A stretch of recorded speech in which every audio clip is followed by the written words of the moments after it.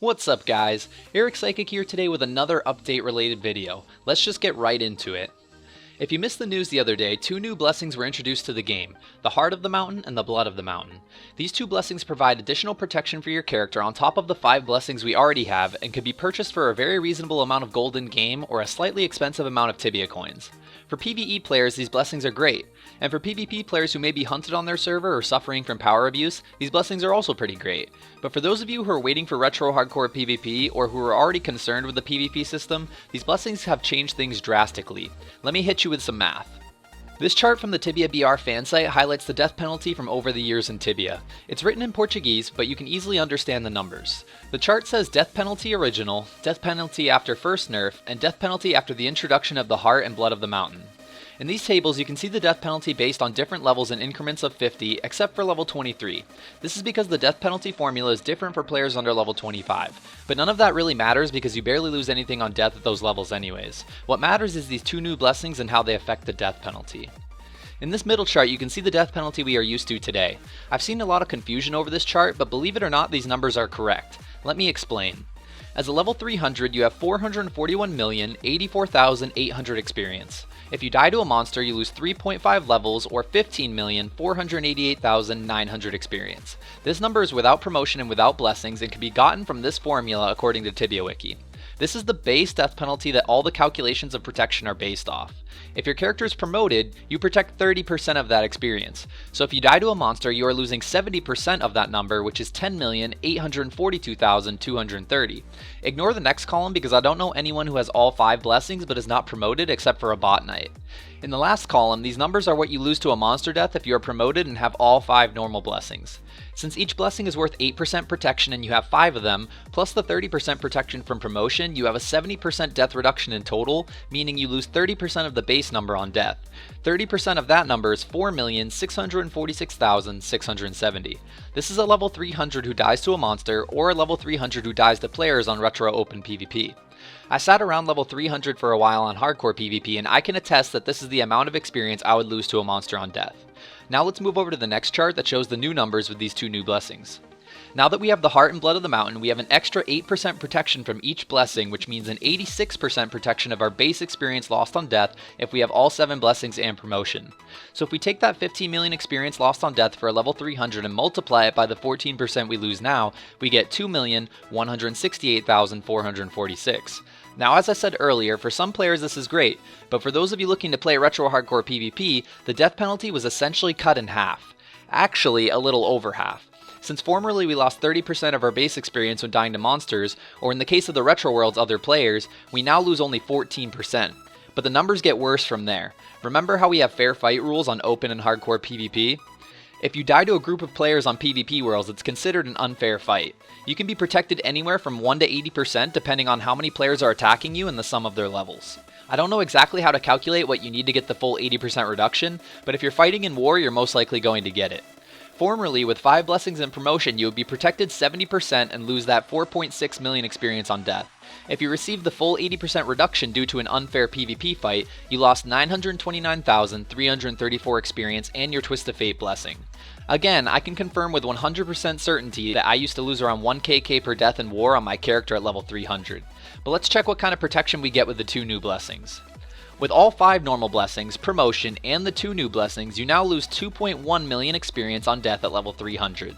Multiply that by 20% assuming you received the full 80% reduction from an unfair fight, and you're left with 433,689 experience lost on death.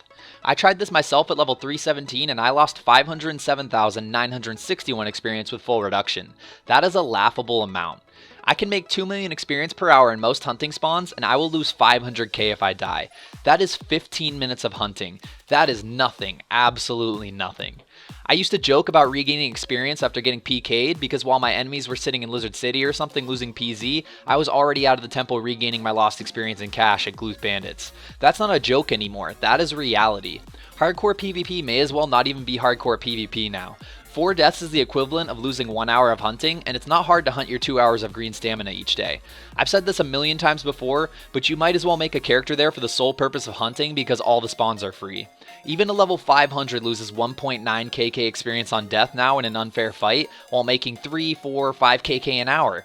We have to reach level 700 or 800 before people will actually care about dying again.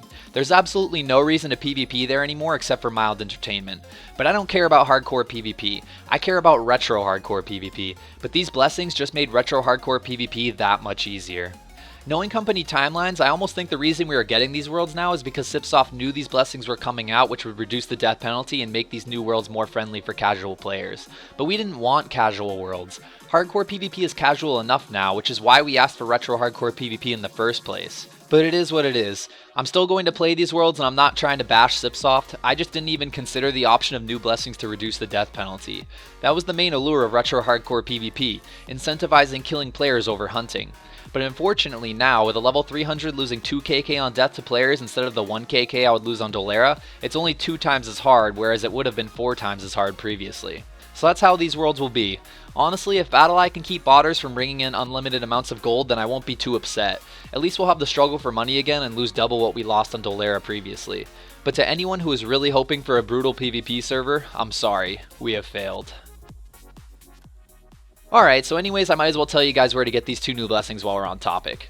The first blessing, the Blood of the Mountain, is found in Port Hope over by the Forbidden Lands. Look hard on your minimap and you'll see the yellow dot of the hole hidden behind a tree. Once down there, just say High Enhanced Yes to get the blessing. On my level 318, the blessing cost me 26,000 gold even, so I'm assuming that's the price it caps at.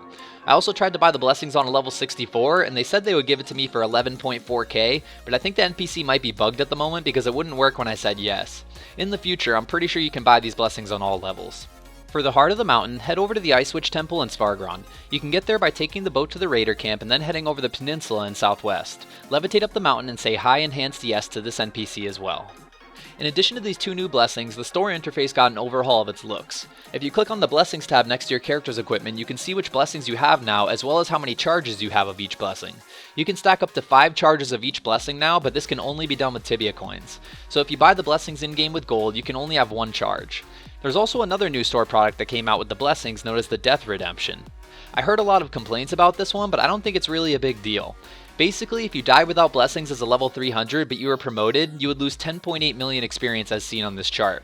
I've seen this happen before on hardcore PvP that people forget to buy blessings and accidentally run back to a fight and drop their backpack. With this Death Redemption, you can buy the experience difference back. You're not getting your lost items back or all of the experience, you're just making up the difference for being forgetful.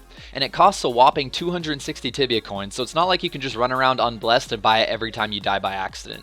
It's basically a tax on people who forgot to buy their blessings. So if you died and purchased the Death Redemption, you would have 8,673,784 experience given back to you and the equivalent skill points as if you had all 7 blessings when you died, but would still be down the 2.1 million you would have lost if you had the blessings. So again, I don't see what the fuss is all about. Rather than make a whole separate video, I'll also include in this one the new features that were added to Tibia 11. First off, you now have a spell list you can click that shows you a visual representation of all the spells you own. Man, first the ceremonial Ankh and ornamented brooch and now Cipsoft values spellbooks? What the hell, man? I don't know why it shows you the price of the spell since you already own it, but whatever. The spell list has some pretty handy information about spell cooldown groups and mana cost, and it looks pretty sweet. You may also have noticed the new action bar across the bottom of my screen. I actually really love this action bar. It's a lot less intrusive than the Flash clients, fits the old school theme of the Tibia client, and it's very simple to use and aesthetically pleasing. Basically, you can drag and drop any spell, object, or hotkey onto the bar, and you can even add text to the bar like your favorite insult. When casting spells or using objects, you'll also see a little clock animation that shows the cooldown as well as a written number of time for longer cooldowns. Overall, I think the bar looks great, and I've already started putting things like brown mushrooms, equipment, and other stuff on there that I wouldn't normally assign to a hotkey because it's not as important. Finally, I can take off my imbued equipment with a button so it doesn't count down when not in use. I always got annoyed having to drag it off constantly. The last thing they added, if you're interested, is a new CM tracker on the right side of the website when browsing the forums. Here you can find every post written by a community manager, which usually includes a lot of important inside information you might not typically see in a news article. So I think I've covered all of the new stuff coming out. I know some of you who are watching this because of Retro Hardcore PvP are wondering about these servers. At this point, all I know from reading the posts by the CMs is that the Retro Hardcore PvP world should be launched sometime around the summer update, but not necessarily on the same day as the update, which is scheduled for late July. We have no news yet on whether this means there will be vouchers, but most of the 85-day vouchers expire the 1st of August, so we could possibly see a few days of vouchers, a week, I don't really know. You guys already saw how these new blessings will affect these worlds, and we also have some new stuff like summons that may change Tibia's PvP system a bit, so we are in for a wild ride come August. We also don't have confirmation yet on whether or not you'll get experience for killing other players. The proposal was gold box long ago as well, and the CMs have said they are considering it, but they mentioned that we might not get experience for killing at launch, but that it could still be added at a later date.